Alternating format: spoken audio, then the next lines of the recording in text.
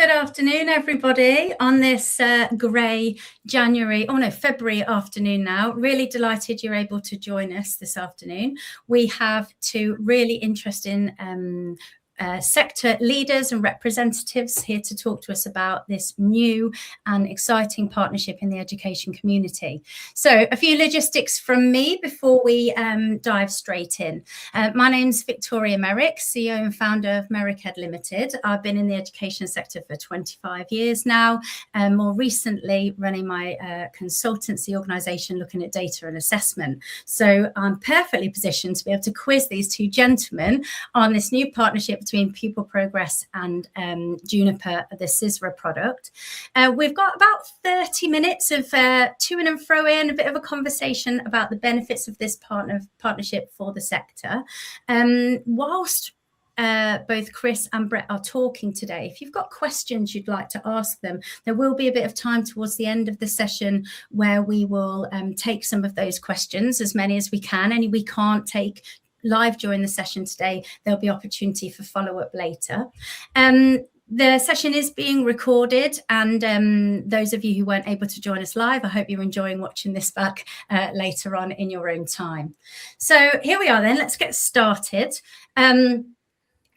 Really interesting then, Juniper and Pupil Progress have announced a partnership, and in today's discussion we are going to spend some time really trying to understand the benefits of that partnership for schools and the secondary education providers. So a few quick introductions, then we're going to dive into some deep questions. So over to you first, Brett. Thanks, Vicky. Yeah, my name is Brett Griffin, founder of Pupil Progress. Little bit of a backstory. So I was a teacher for 12 years. I actually taught in Bermondsey in the central London for just short of a decade. I was one of the assistant principals at the school.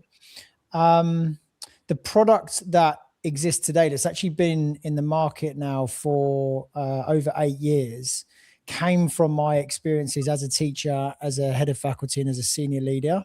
So it kind of goes without saying that I'm incredibly passionate about what this can do for teaching, for school leaders. And most importantly, my biggest passion is what it can do for students. Great. Over to you, Chris. Great. Thank you. So I'm the only one of the panel that actually hasn't worked on the front line in a school as a teacher and as a practitioner. But I have worked in education technology for over 20 years now. I founded a primary school assessment system called Classroom Monitor in 2005. Which was acquired by Juniper in 2019. So I spent 15 years working there. And then over the last 5 or 6 years, I've done most or a lot of the senior roles in Juniper in both commercial, operational and strategy roles. My role now is responsible for strategic projects. So that includes identifying and working with partners of our newly launched Join Up ecosystem. And that really is where we're aiming to bring together mutually beneficial education systems together, education software systems together, where they integrate into one platform and look to create a great partnership that passes on things to those schools themselves. So school benefits from two organizations working together, integrating their software platforms and thinking about how they work together to create a system where they are joined up and the sum is greater than the parts. And with my background from primary assessment, historically, actually the Sisra and Pupil Progress partnership in particular is one that's kind of very close to my heartstrings. Great. And for those of you who know me, when I was in trust leadership, a bugbear of mine a few years ago now was that we had great products available to us as school leaders, but they weren't necessarily integrating and talking together. So I think this is a really interesting conversation to now talk about the next shift in the market in terms of how providers are working together to solve some of our challenges in the classroom and in schools. So if you know me, you know they're not going to get off lightly. We're going to try and ask them some really difficult questions today and see what they have to say.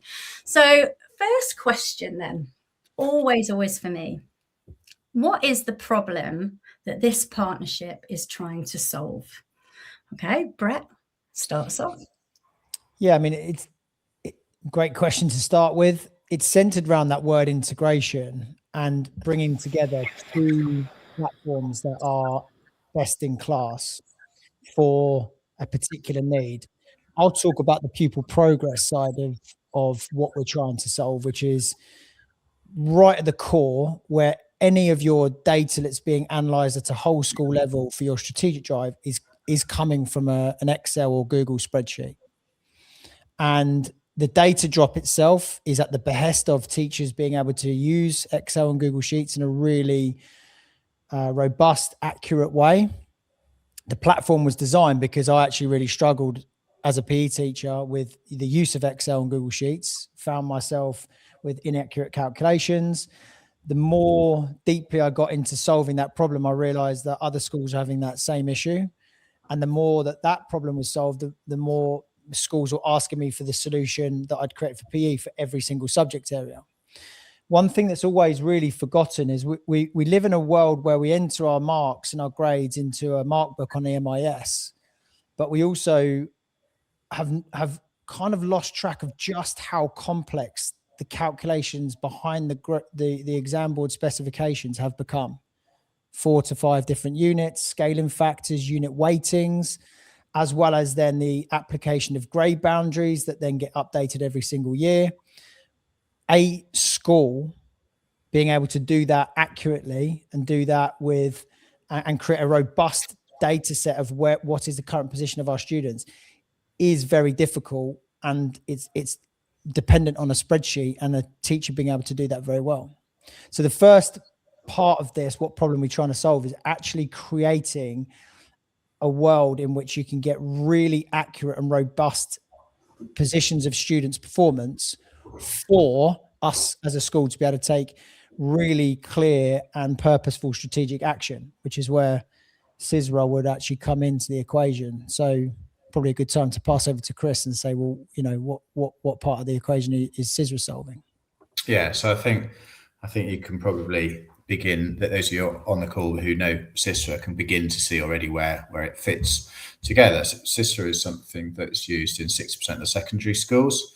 It is a very, very strong analytics tool. It gives you headline data, it gives you results data, and it gives you reflective information around your performance across the whole school. Not only that, of course, as you'll know if you're using it, it gives you collaboration and benchmarking information about how you're performing against others. So it gives you a huge amount of information as to where you are and what you're doing, but without a really consistent data gathering approach below that, which is what Brett was just talking about, it doesn't necessarily provide you the information as to how you're going to fix it. So it's absolutely fantastic in a MAP central office or in a head teacher's office and those bits of information, but actually to get right down to what we should be doing with the individual students themselves, that's not an area that Sisra covers, and yet it's all part and parcel of the same school improvement journey in our view. So the linking of these two things together, we think suddenly answers a question that schools have had to manually do or inconsistently do or rely on different departments to try and work out how to do for the last, well, certainly as long as I've been working with schools. Yeah, so it feels like we've got two really big players here, each with specialisms in their own game, starting to work together. And I know when we were planning for this call, we were reflecting on the analogy of how a school leadership team works. You don't have one leadership person who is an expert, subject domain expert in all areas. You have somebody who's perhaps an expert in inclusion and behaviour. You have someone else on the leadership team who's an expert in curriculum and assessment. You have someone else on leadership team who maybe has a business operations expertise. And it's only when they all come together and you remove that siloed working, you get really genuine school improvement opportunity. So I can see what you're doing. I can see that there's a benefit in these two things coming together. It's quite specialist, really, quite unique. So having considered the problem that we're trying to solve here, let's have a little reflection on who are we solving the problem for? Chris? Sure. So as I've said, Sisra is more of a summative tool generally. So I think it answers the question often for a MAP chief exec or a MAP education director, perhaps in that performance piece. And as you'll know, it's a product that is used primarily by, or often by the data manager themselves. And the data manager's role effectively sitting in this is the gathering and the collation, the analysing and the presenting of of all this information which is coming from different spaces. That's the core person that Sisra actively helps on a day-to-day basis. One of the big problems the data manager currently has, in my experience of talking to lots of them over the last few years, is how they get that information in the first place, where it comes from, how do they know what it looks like, and everything else. So I think by joining Pupil Progress into the Sisra story, it doesn't just help the data managers and those in the board, but actually it's how the information comes in the first place too. And again, that's where Brett kind of steps nicely into it, I think. Yeah, I mean, one thing that I've been talking to schools, I go and see as many schools as I possibly can. I was actually in Imberhorn on literally yesterday. It's the so what. It's Sisra creates an environment where I've got a really firm pulse, finger on the pulse of exactly where my cohort is and how they're performing, and against national pictures. So I'll give you a very specific example. They've got an incredible tool on there, which is Sisra users will know, which is the SPI, which is the Student Performance Indicator, which tells us how that particular group of students or subject is performing against students across the country of the same ability level. Now, that is wonderful information. So we know that we've got a real big gap there. We know we've got a particular group of students we want to work with. The very real reason for this partnership is then the so what, which is what do we do about it and how do we get a grip and create an action from it? And one of the demonstrations we've given, and we've got a number of examples of this already working in schools, I've seen senior leaders literally with the same tabs open, Sisra, one open tab, Pupil Progress, going straight to that department, either geography or history, and then saying, well, great, I know that that's the underperforming area, but where's the deep question level analysis? Which units are they underperforming in?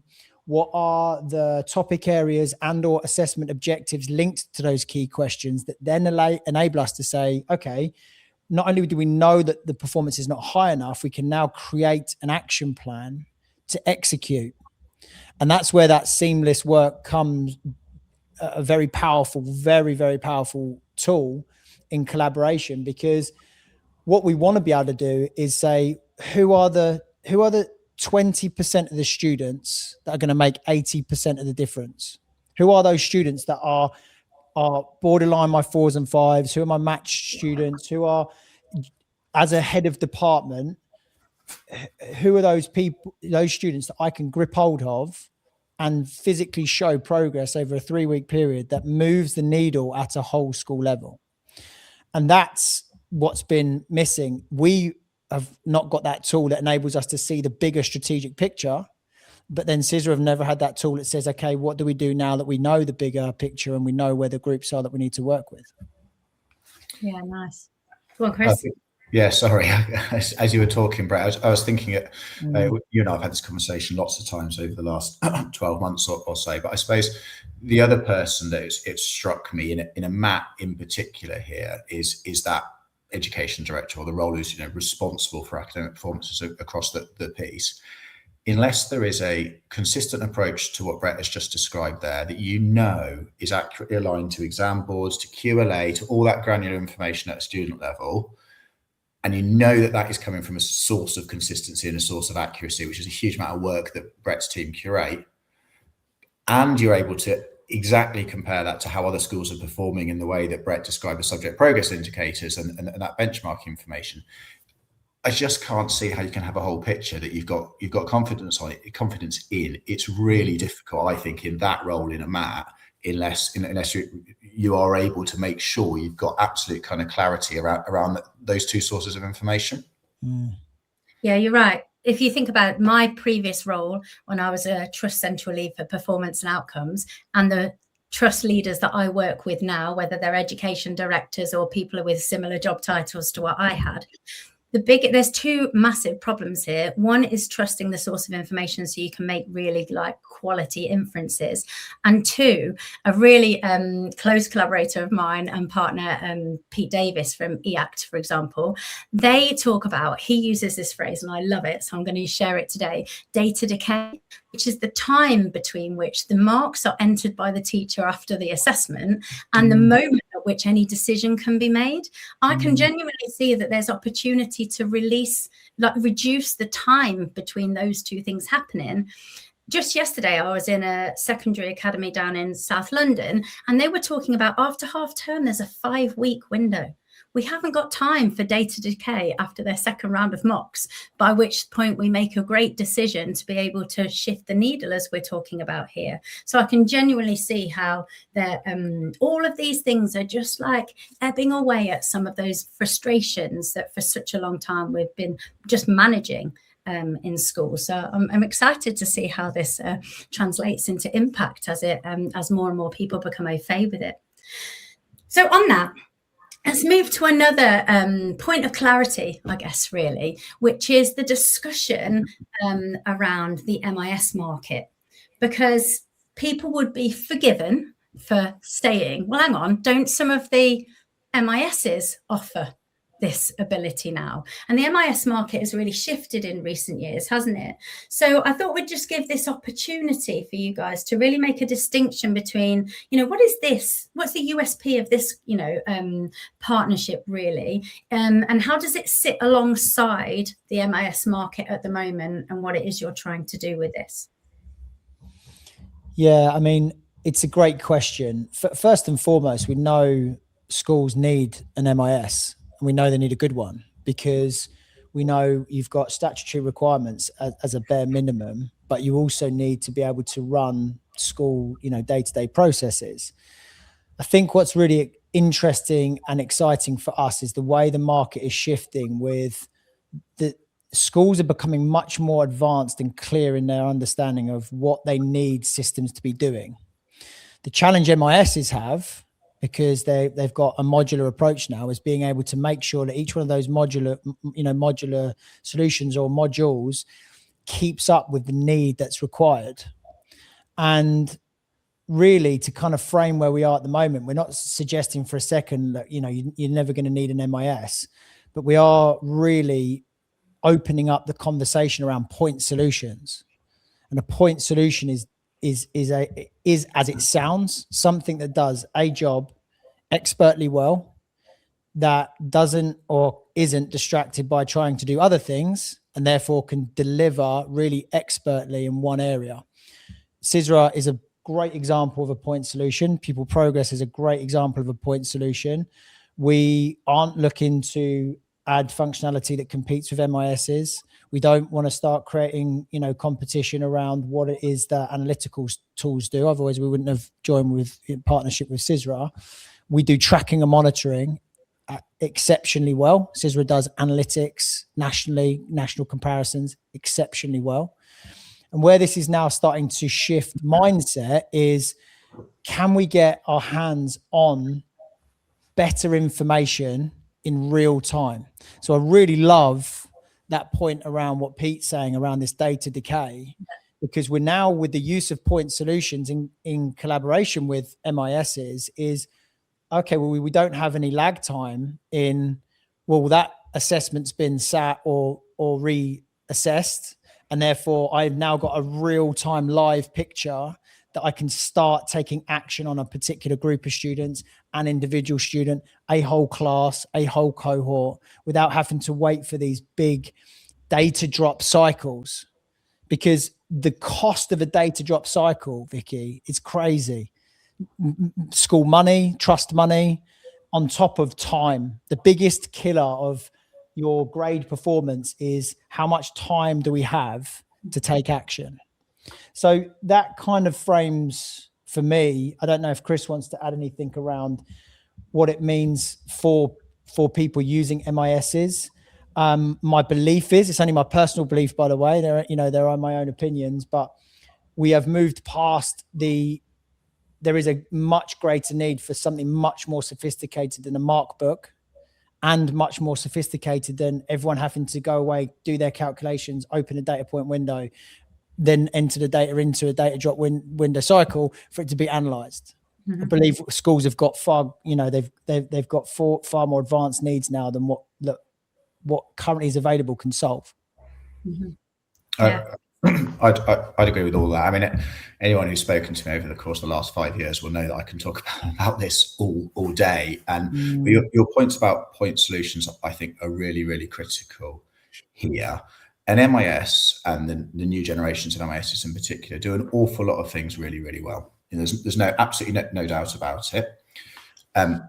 But curriculum, education, academic performance, comparison to other schools, not only is it inherently really, really complicated, it's not a ledger system like a finance system. It's inherently complicated. It's inherently specialist by its very nature. And therefore, my view is we should be looking to make sure we've got the best specialist tools to support it.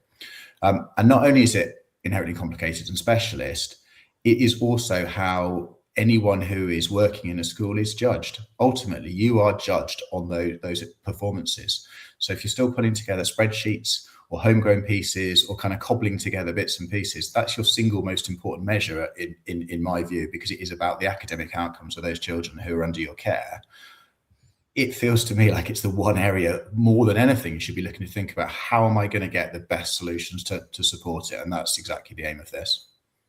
Yeah, absolutely. And it makes me think of, from a resource capacity, I remember trying to shape teams, and I advise people now on how they shape their teams at school and central level. We need to make sure that the people we've got are doing the most impactful job when they're there with schools, because we don't have an abundance of resource, do we, to have lots of different people doing things. So the idea of sort of outsourcing some of these complicated processes to these point solutions that can mean that the individuals are doing that intellectually human thing, which is working out what to do about it, it is a more effective use of the resource we've got available to us in schools when we're all under pressure at the minute.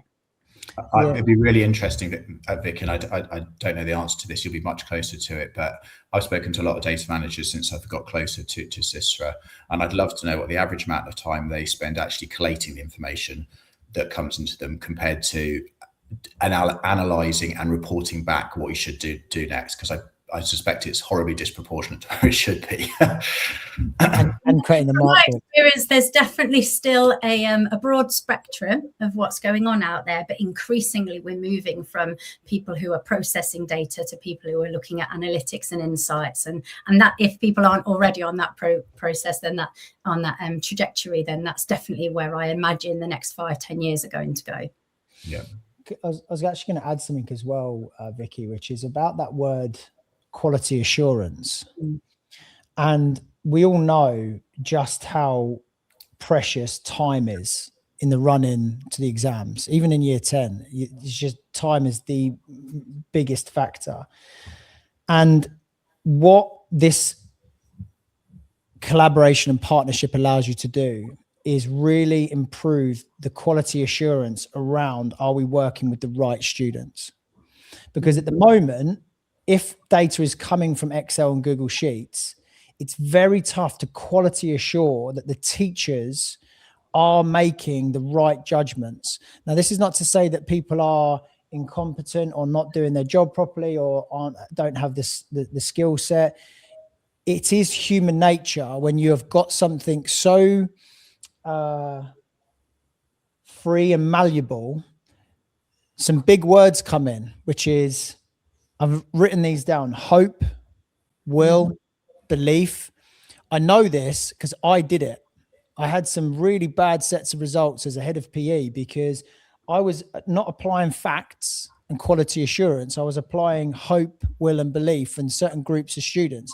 Now, at the moment, we can't distinguish what gets put into that data point as a grade, which ones of those are factual, which ones of those are true, and which ones are will, hope, and belief, until it's too late.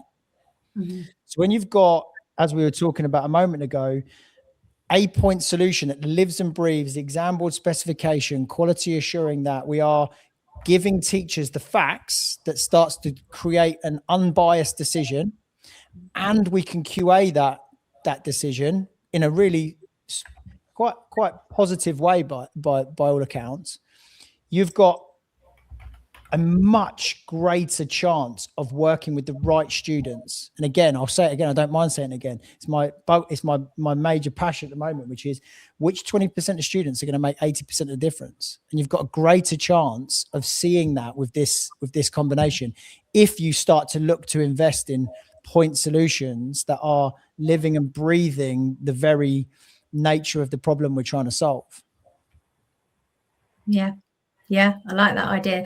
And what's interesting to me as well, Chris, you might want to reflect on, is that I'm very aware of what pupil progress can do in that sort of like what I call interim assessment, the assessment before the endpoint assessment. But what this seems to do compared to when I was working in schools is it shifts Sisra upstream a little bit.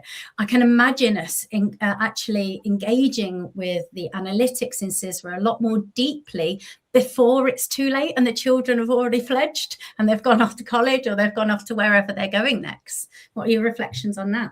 I think that is a really important point. It is prompting a deeper, a more upstream or whatever conversation that actually sits between, whether it's the data manager and the department heads, whether it's the education director in a MAT, whatever that looks like. You have a data picture that you can kind of concertina from top to bottom at any point. You can look forwards and backwards at any point.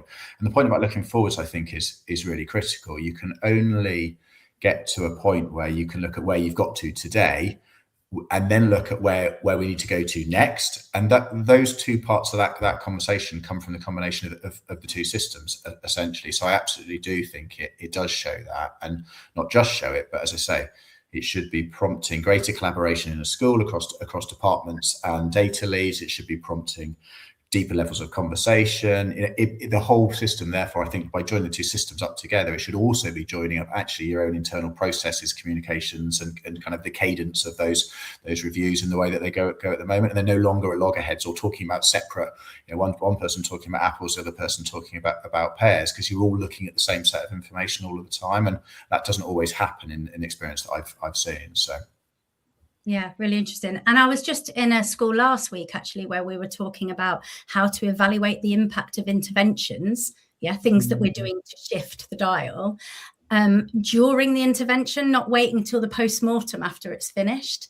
And I can imagine that there's scope here for this to really support that progress, that process as well, like ongoing impact evaluation of the things that we're doing to help.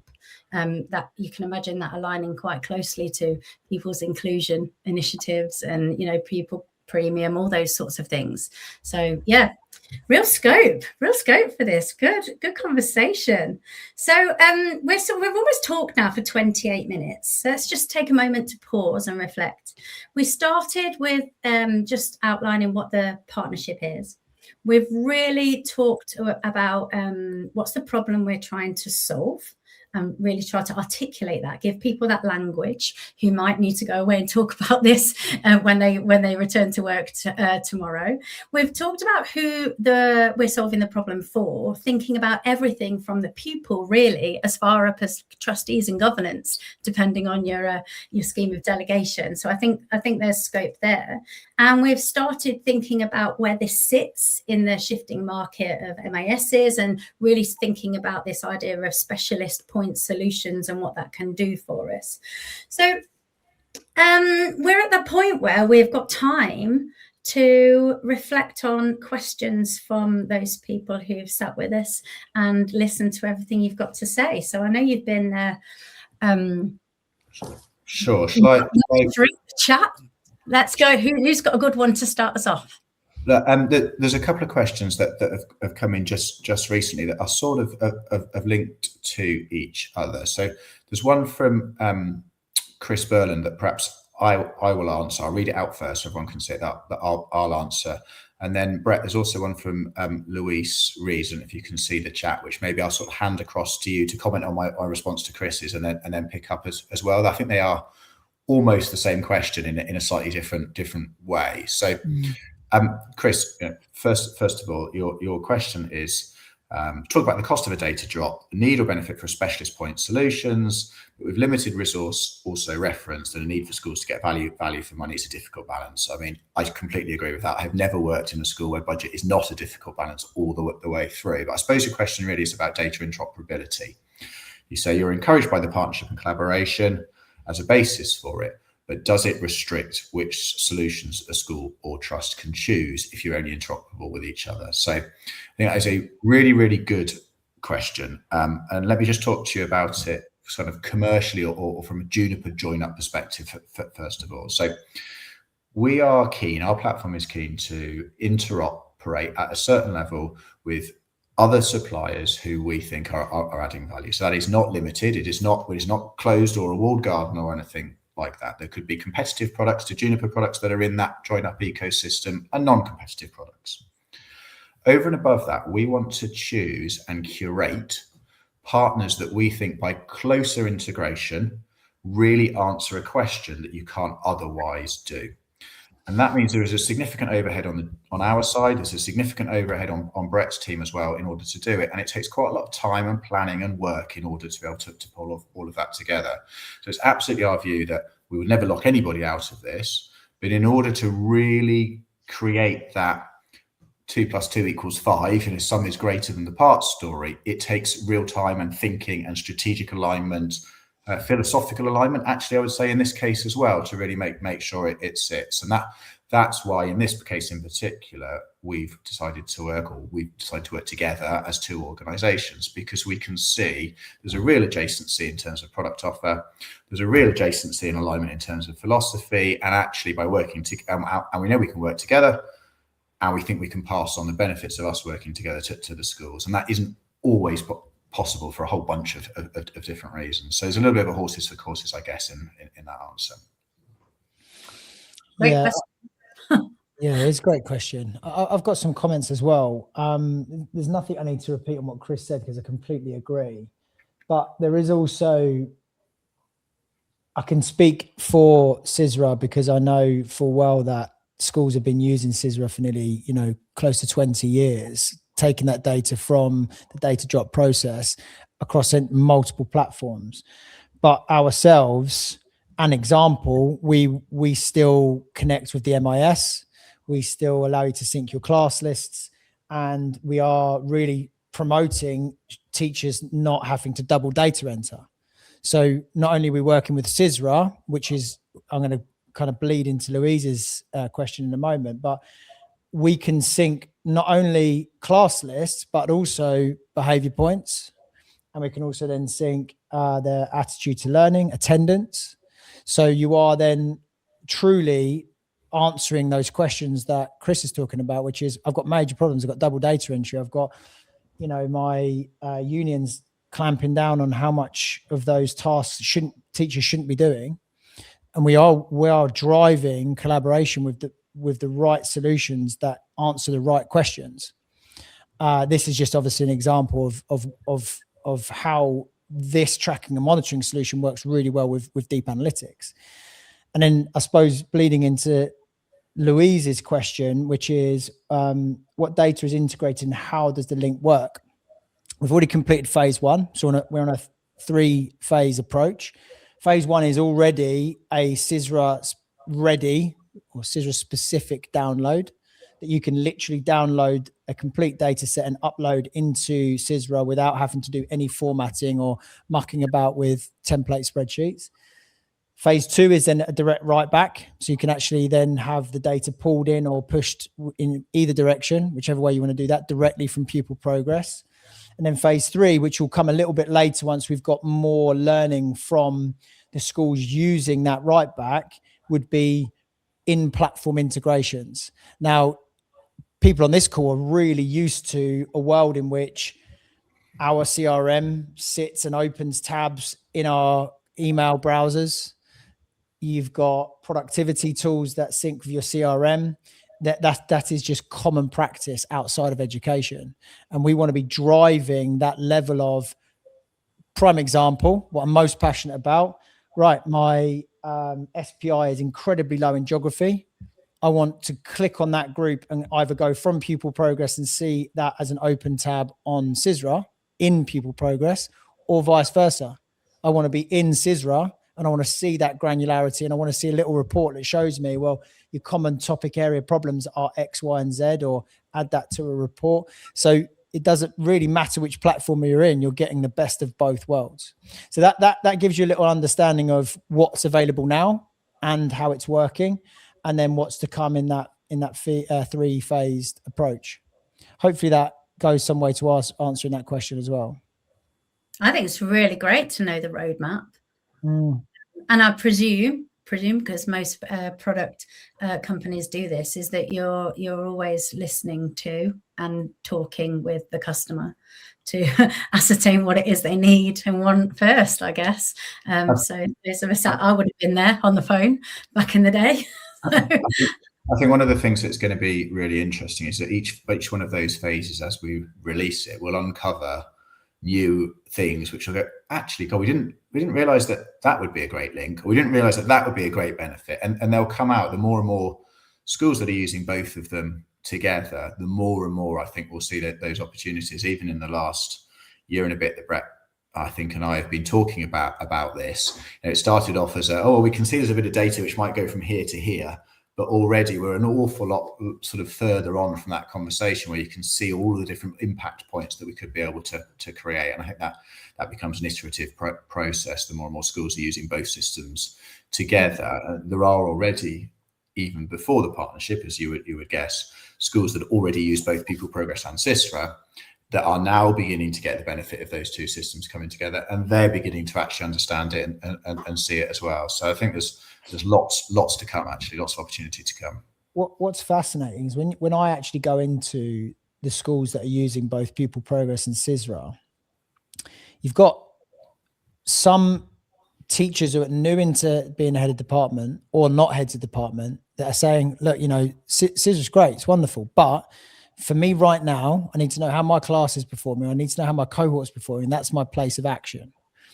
And then you've got the teachers that are like, I've been in the room and they're like, I really like Sisra and I really like what it's telling me. And I really like what it's telling me down the road, as well as what my key groups of students are and how they're performing nationally. And I'm like, great. I'm not saying don't do that now. We're here to say that actually now you can use both tools alongside. And then when we've gone back to those schools, you then see a real, okay, I understand now. This serves literally the rows I see in front of me in my classroom. And this serves the bigger, wider strategy that allows me to know that where we're heading is in the right direction. So, yeah, I mean, I'm super excited about being part of a company that is bringing this level of innovation to the education sector, given what we're used to outside of education. I really want to model that. And I know Chris and I have had the same conversation. I really want to model that. Like what are the big questions that we're trying to answer, and how do we solve those big questions with the right collaborations? I think, listen, guys, we could talk about this all night, but we do need to let people get back to their families. I think it's been super, super interesting to not only learn about what you think this solves and aims to achieve, but also through the brilliant questions we've had, start to get a little bit of insight into where it's going next, the opportunity to help shape the roadmap through, use and feedback and that sort of learning, and really get an idea of imagining ourselves as a fly on the wall in some of your meetings together and the sorts of things that you talk about. It's been really interesting to see that bigger picture, and I hope there's many more opportunities to do the same in the future. So I think what we're going to get now is the opportunity for anybody who'd like to continue learning further information about this partnership and what it can do for you in your organizations. I understand there's a QR code beautifully just popped up on the screen there. If you want to capture that information straight away, you can do while I'm talking. But equally, I understand there'll be a follow-up email, and obviously this webinar is being recorded for those of you watching it back at a a later date, and further opportunities for you to interact with the teams at both Pupil Progress and Sisra. So many more opportunities, I hope, to hear about the workings of you guys working together, and really looking forward in earnest to see what this does for the sector and ultimately for the pupils that are working within it. So thank you both for your time this evening. Thank you for allowing me to share the conversation, get a bit nosy, and yeah, look forward to the next opportunity. Thanks everybody this evening for joining us. Enjoy the rest of your day. Loved it. Thanks, Vicky. Thank you.